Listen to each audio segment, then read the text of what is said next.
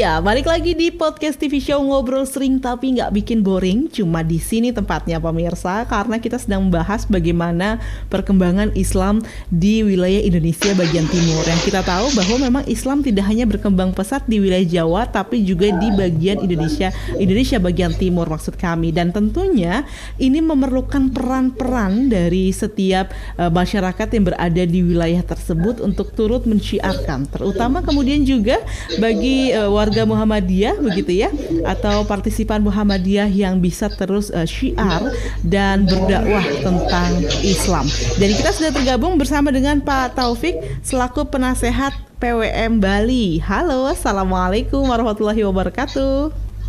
Waalaikumsalam warahmatullahi wabarakatuh. Apa kabar Pak Taufik? Ya, alhamdulillah sehat walafiat. Sehat. Bagaimana Bali?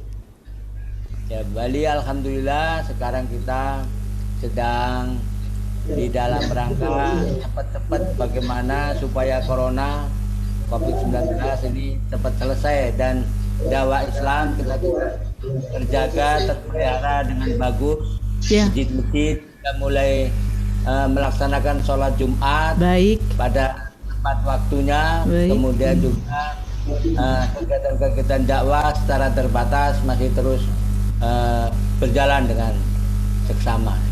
Tapi kalau untuk wilayah Bali sendiri ini terkait dengan syiar Islam, bagaimana perkembangannya dari tahun ke tahun, Pak Taufik?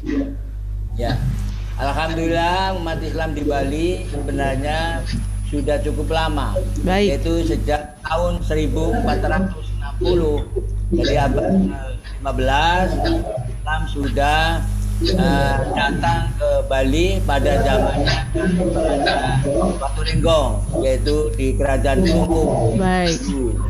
Kemudian umat Islam di situ diberikan juga tanah, masjid, kemudian juga tempat pertanian untuk kehidupan mereka di samping hunianya. Jadi umat Islam lama-kelamaan terus berkembang. Dan sampai sekarang umat Islam kurang lebih ada 13% dari seluruh penduduk Bali.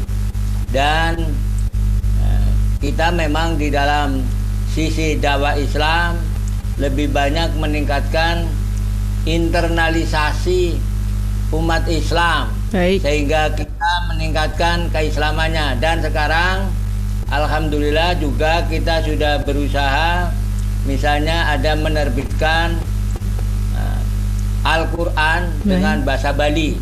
Itu juga sudah ada. Dan tokoh Muhammadiyah, diantaranya Pak Haji Habibullah Khoji sebagai pimpinan wilayah Muhammadiyah juga ikut serta di tim penterjemahan Al-Quran. Di masing juga Ibu Sri Mulyani itu juga sebagai tim penterjemah Al-Quran di samping Haji Khalid dari Pondok Pesantren Diponegoro di Klungkung. Ini untuk dakwah Islamiyah dengan jangan melupakan budaya daerahnya. Dan Muhammadiyah juga sudah lama sebenarnya, sejak tahun 1934 sebenarnya sudah mulai dikenal Muhammadiyah di daerah Buleleng, Singaraja, kemudian di negara.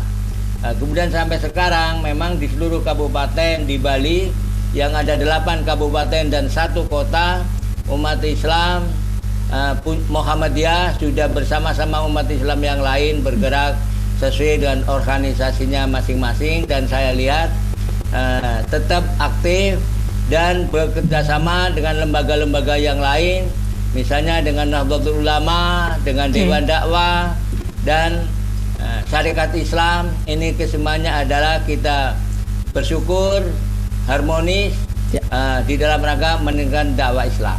Lalu bagaimana Pak Taufik terkait dengan proses pembinaan umat Muslim yang tadi ya berada di wilayah Bali sebagai wilayah minoritas begitu?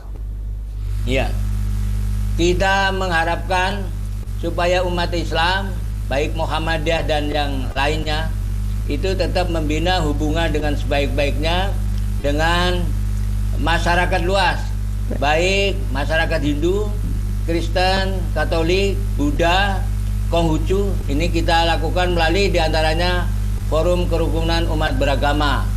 Semuanya aktif di lembaga-lembaga itu.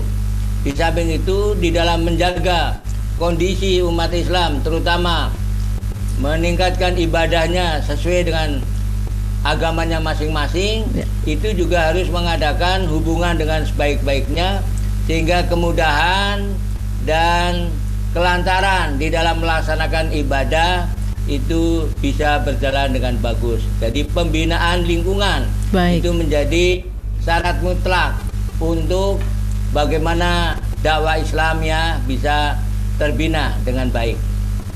Lantas hambatan yang ditemui yang sampai saat ini masih terus ada dan menjadi hambatan untuk syiar agama Islam begitu di wilayah Bali ini apa Pak Taufik? Hambatan-hambatan sebenarnya yang sangat penting memang saya pikir untuk dari diri sendiri. Baik.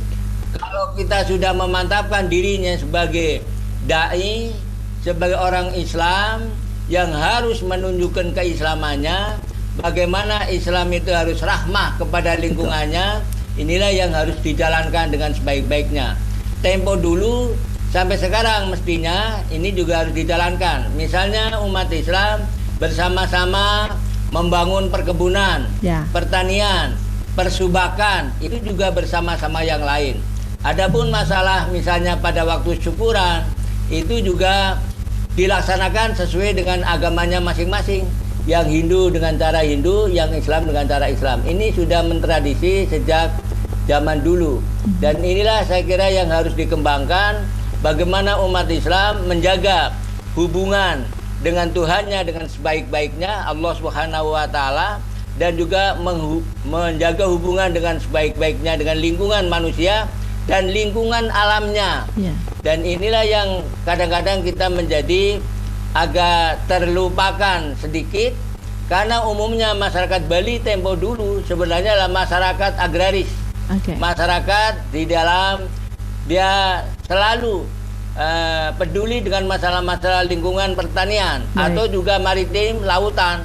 Nah ini dengan arus pariwisata tempo dulu, ya baru-baru ini itu kadang-kadang terlena sehingga kita lantas terlupakan agak lama. Ini sebenarnya disadari oleh masyarakat Bali pada umumnya. Sehingga kita di dalam keadaan yang sekarang, kita memang mestinya diingatkan kembali bagaimana kita supaya cinta tanah dan air kita betul-betul dilaksanakan. Dan kami mengharapkan memang juga kepada Muhammadiyah, kepada masyarakat Islam yang lain, masalah-masalah yang 80% bangsa kita adalah bangsa petani dan bangsa nelayan. Ini harus dijalankan. Demikian juga di bidang perdagangan. Ini umat Islam juga harus dikembangkan. Kami juga ingin misalnya untuk generasi milenial dalam rangka pendidikan akan membuat rencananya film Daeng Nakhoda. Bagaimana peran orang-orang Bugis Makassar misalnya tempo dulu di Bali di dalam membawa perdagangan dari Bali keluar. Dan sehingga itu nanti generasi mudanya bisa belajar dari situ. Ini salah satu contoh. Dan aktivitas tersebut juga bisa menjadi satu pilihan begitu ya dalam menciarkan dakwah Islam. Baik Pak Taufik, kita nanti akan berbincang lagi tentunya dengan narasumber yang lainnya juga di segmen selanjutnya, tetap di Podcast TV Show.